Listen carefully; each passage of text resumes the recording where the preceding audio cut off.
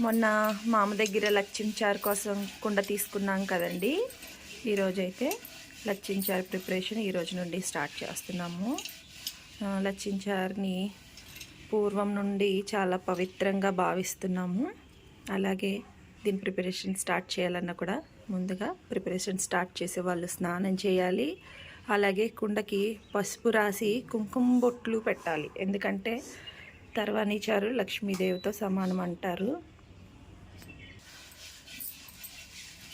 చూడండి, ఇలా ఈ విధంగా పసుపు రాసుకోవాలి. అలాగే ఈ కుండకి మైలగాలులు కూడా తగలకూడదండి. కిచెన్లో ఒక ప్లేస్లోని చక్కగా ముగ్గు వేసి ఒక సైడ్కి పెడతామన్నమాట కుండని. అది కూడా నేను మీకు చూపిస్తాను. ఇప్పుడు ఈ కుండకి కుంకుమ బొట్లు పెట్టుకోవాలన్నమాట. చాలా పవిత్రంగా చూడాలన్నమాట.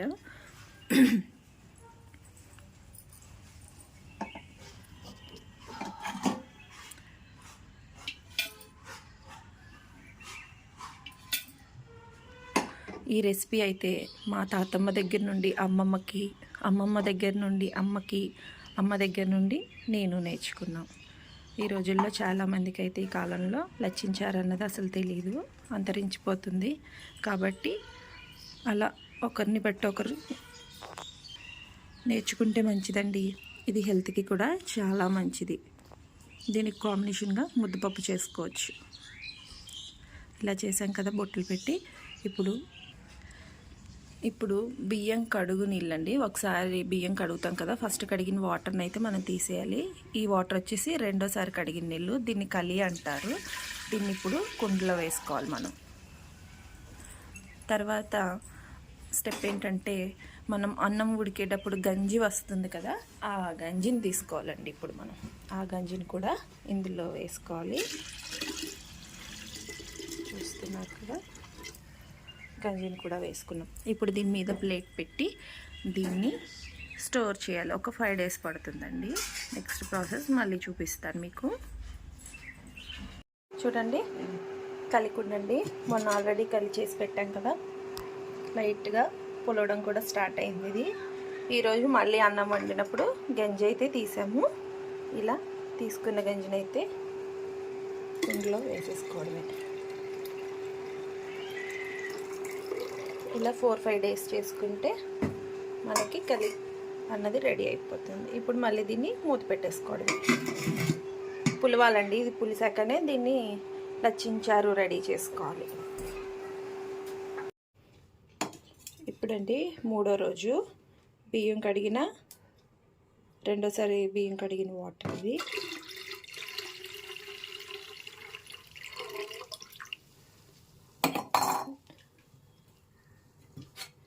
ఇదేమో అన్నం ఉడికేటప్పుడు తీసిన గంజి.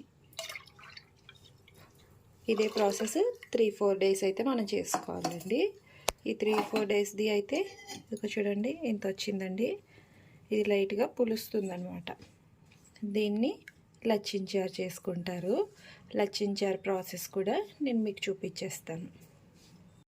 మామ దగ్గర కొన్న కుండలో లచ్చించారు కోసం ప్రాసెస్ అయితే స్టార్ట్ చేసి చూపించాను కదా. 4 days అయిందండి. తర్వాణి అయితే ఇదిగోండి ఇలా రెడీ అయిందనమాట. 4 రోజుల తర్వాణి అండి ఇది. దీన్నైతే ఇప్పుడు లచ్చించారు చేసి చూపిస్తాను మీకు ప్రాసెస్ అంతా. ఓకేనా. దీన్నైతే ఒక స్టీల్ గిన్నెలోకి అయితే నేను షిఫ్ట్ చేస్తున్నాను. తర్వాణి అంటారండి దీన్ని.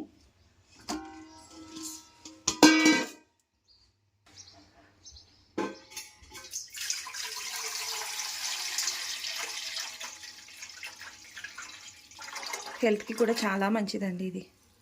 చూసారు కదా, ఇంతైతే వేసుకున్నానండి. మిగతాదైతే ముక్కలన్నీ మరిగిన తర్వాత, ముక్కలు ఉడుకుతాయి కదా, అప్పుడు మిగతాది వేసుకోవాలన్నమాట తర్వాణి. స్టవ్ ఆన్ చేశానండి. ఇప్పుడు ఇందులో ఎన్ని రకాల ముక్కలు వేస్తానో చూపిస్తాను.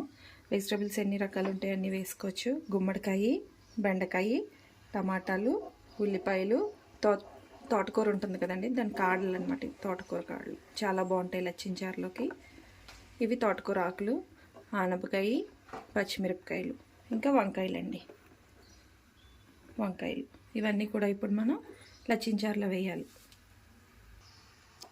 ముందుగా అయితే ఉప్పు, పసుపు, కారం వేయాలండి. ఇందులో మీ రుచికి తగినట్టుగా వేయండి. ఇది మా తాతమ్మల కాలం నాటి నుండి వచ్చిన వంట అండి. ఇది పసుపు, కొద్దిగా కారం,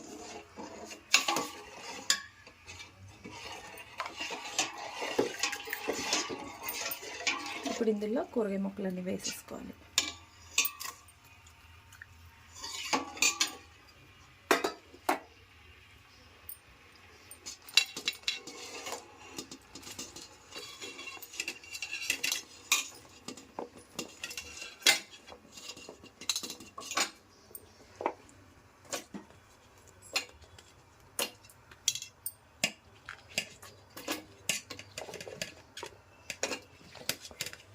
లచ్చించారులో తోటకూర కాళ్ళు ఇంకా గుమ్మడికాయ ముక్కలు చాలా బాగుంటాయి.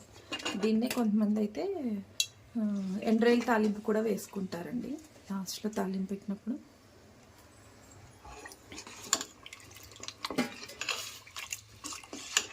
దీన్ని బాగా మరిగించాలన్నమాట. ఎంతసేపు మరిగితే లచ్చించారు అంత టేస్టీగా ఉంటుంది.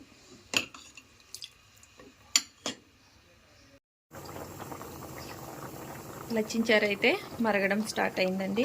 ముక్కలు కూడా ఆల్మోస్ట్ 70% అయితే ఉడికాయి. ఇప్పుడు మనం ఇంకా కొద్దిగా తర్వాణి అయితే ఉంది కదండి, దాన్ని కూడా వేసేద్దాం అన్నమాట. ఇప్పుడు ఇందులో ఇప్పుడు మిగిలిన తర్వాణి అయితే వేస్తున్నాను.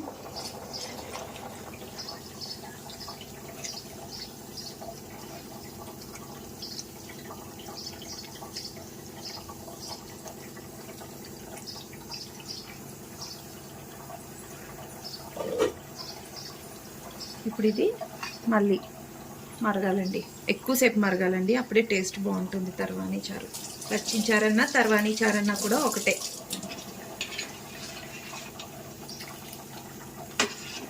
చిక్కగా వచ్చేయాలన్నమాట ఇది దగ్గరికి. తర్వాణి మనం రెడీ చేసుకోవడానికి ఎక్కువ టైం పడుతుంది, కానీ మిగతా ప్రాసెస్ అంతా కూడా సాంబార్ లాగా సింపుల్గానే అయిపోతుంది.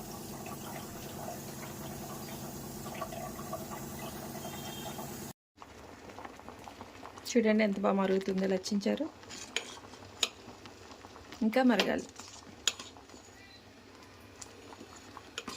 ఎక్కువసేపు మరిగించుకుంటేనే లచ్చించారు కొంచెం దగ్గరికి అయ్యి చిక్కబడి దాని రుచి అన్నది చాలా బాగుంటుంది.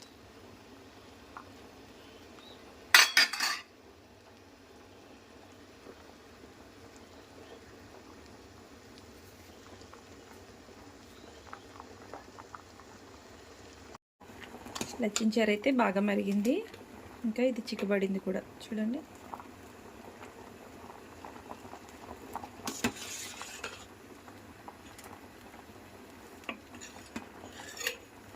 నేనైతే ఇప్పుడు తాలింపు తీసుకున్నానండి. కరివేపాకు, వెల్లుల్లి, ఎండుమిరపకాయలు, జీలకర్ర, ఆవాలు. స్టవ్ ఆన్ చేసుకుని ఆయిల్ వేసుకున్నానండి ఒక గరిటె.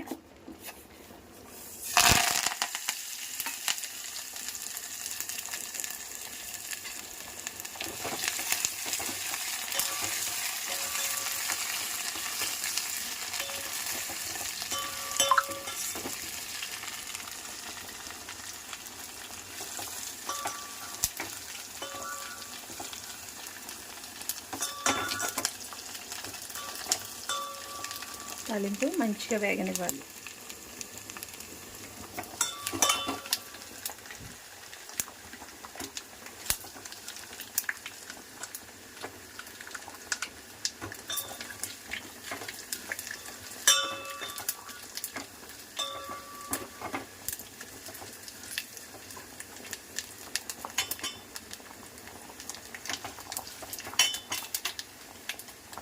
స్టవ్ అయితే ఆఫ్ చేసేసుకున్నానండి.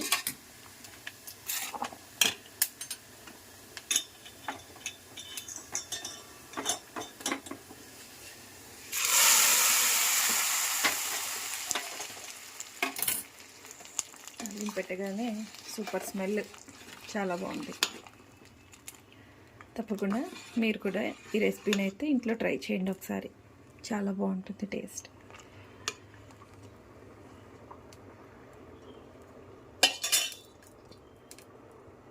దీని కాంబినేషన్ అయితే ముద్దపప్పు అండి.